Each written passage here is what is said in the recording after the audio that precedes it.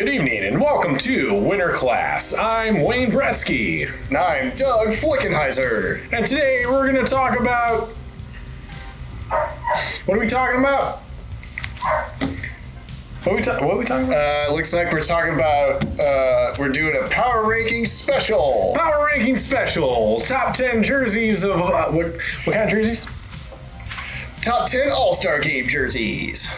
Top 10 All-Star Game jerseys of all time or just like recent memory or what do we...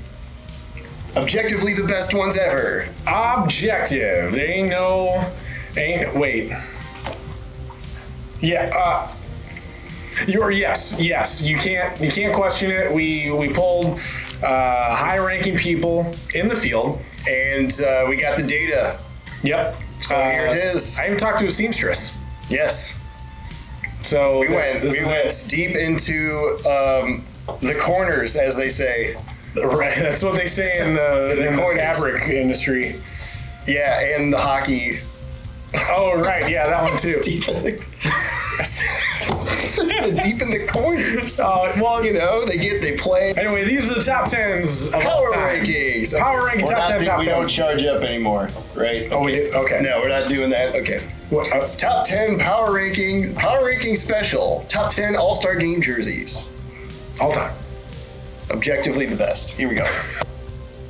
Let's get right into it with number 10, the 1998 North America versus the World. These jerseys were a product of the 98 Nagano Olympic Games, where the NHL players were first brought in to create dream teams for their respective countries. To capitalize, the NHL switched its all-star format from the East versus West that was being employed to the new North America versus the World game. For the jerseys, the team color reflected the update made to the new East and West Conference logos. Team North America donned burgundy jerseys with white and silver accents, while the World team would sport white jerseys with blue and silver accents. In addition to patches of each player's team on the shoulder, the flag of each player's home country was also a featured patch on the front of the sweaters. These jerseys were very much of their time, and while better than many that came after, they aren't particularly memorable. The colors are nice, and the pattern is unique without being too wild. At number 9, we have the 2004 East vs. Western Conference Minnesota-themed jerseys. In a unique change, the All-Star Game featured the host team color palette for this jersey inspiration. The Eastern All-Stars would wear Minnesota Wheat-based jerseys with the Wild's Iron Range Red as striping, while the Western Stars wore forest green with Minnesota Wheat as the stripes. The word marks for each respective team appears diagonally down the front with the NHL crest on the upper pectoral.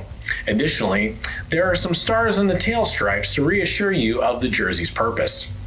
These jerseys have a vintage vibe to them for sure, and utilization of the team's color palette as the base is a novel concept that we will actually see work to greater effect later on in the countdown.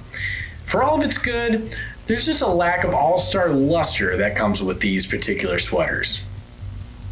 At number 8, we have the 1973 281 orange and white sweaters. These were absent for 1 year due to the Challenge Cup Series in 1979.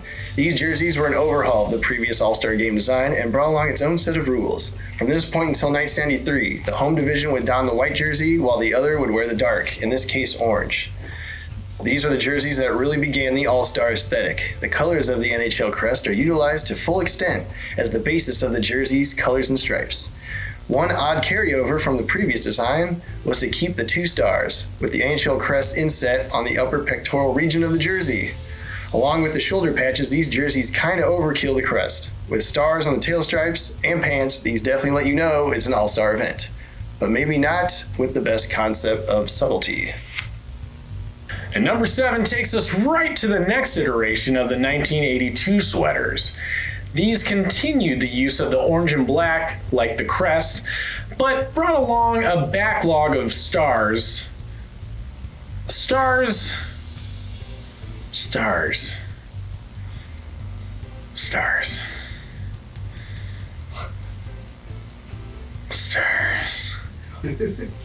Anyway, they're all right.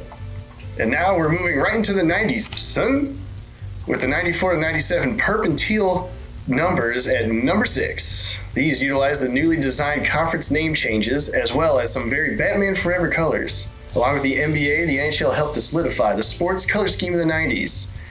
You all had that starter jacket, don't lie. And number 5 is the 89 to 91 sweater pattern.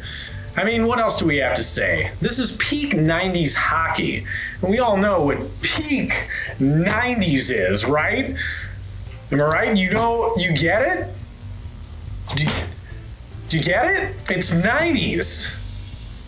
Everybody loved. You remember Rugrats? All the black, orange, and white. Looking at this just takes me back to sticker machines, collecting 50-cent cutouts whilst dipping Sour Patch straws into leftover nacho cheese. Yeah, don't knock it until you try it.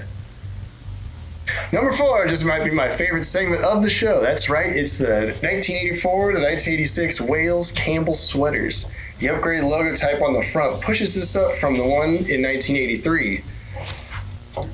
1983 has a non-italicized Campbell and Wales lettering.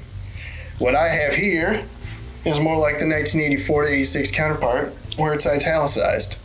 What's cool about these is the nice, not too much stars on the sleeves and tail stripe. I like those, I like the nipple ones. But then we also have the sweet All-Star Game logo and the NHL crest on each shoulder. Very clean look. And speaking of favorites, I mean, man, it's like we scripted this shit or something. And number 3, we have the 2017 NHL All-Star Game jerseys. Oh, what? So you didn't think a recent jersey would be on this list? Yeah? Okay, well, guess what? You were wrong. I really hope you're happy with yourself and your need to judge people based on only a few videos and critiques they have where they aren't really quite sure whether or not to be degenerate assholes or actually sincerely critique the artistic medium that they love to actually emulate and someday would actually maybe, be in the field and recognized for the art that they actually put into and it culminates with this. It culminates with this, and they're not quite sure if they should just be an asshole about it because the internet and humanity in general is a dark and twisted fucking place where humans come face to face with their own mortality on a daily basis. You good? Are we doing fine here? What we got? Which one we got next?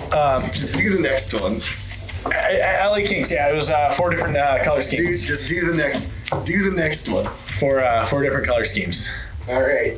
It's pretty cool. Yeah, we like it. Number 2, we have, I got a little prop here, the 1988 All-Star Game. Look at that. Maybe it's the fact that it was the only used for this one year. Maybe because we got to see Gretzky and Lemieux face off under the Gateway Arch. As this actually happened. It's a photograph. But these things are just so beautiful. I mean, they're easily recognizable with the star patterns, and the NHL color scheme is utilized, and all the players involved in the game, it's got it all. So these just a clean look, nice white and orange uniforms going on. They stand the test of time, and that's why they're definitely number 2.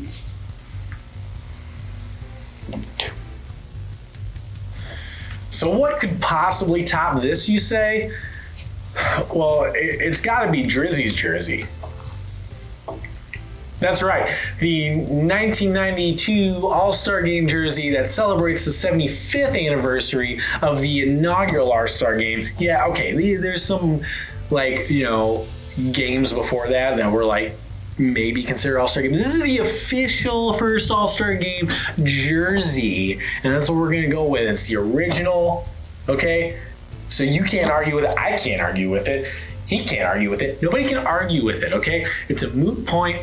We just got to live with moot. It's a weird word. But we just got to live with it. And this is number 1 for sure. It's a great sweater, and, we both love it. So that's what it is. So there you have it, our comprehensive list of the top 10 jerseys, the top 10 All-Star Game jerseys of the current all-time. That's right, Wayne. We have defined these lists and we rank them with power. The power rankings of all time. And of course, this power ranking special is brought to you by our favorite sponsor, Icicle Light.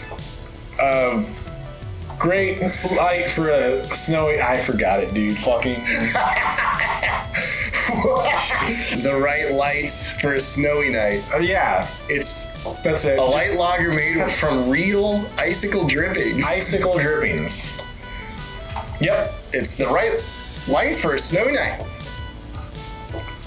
And we definitely drink it. So now, thanks again. This has been Wear Class. Filmed at Sportswave Studios. In the shape of an L on her forehead.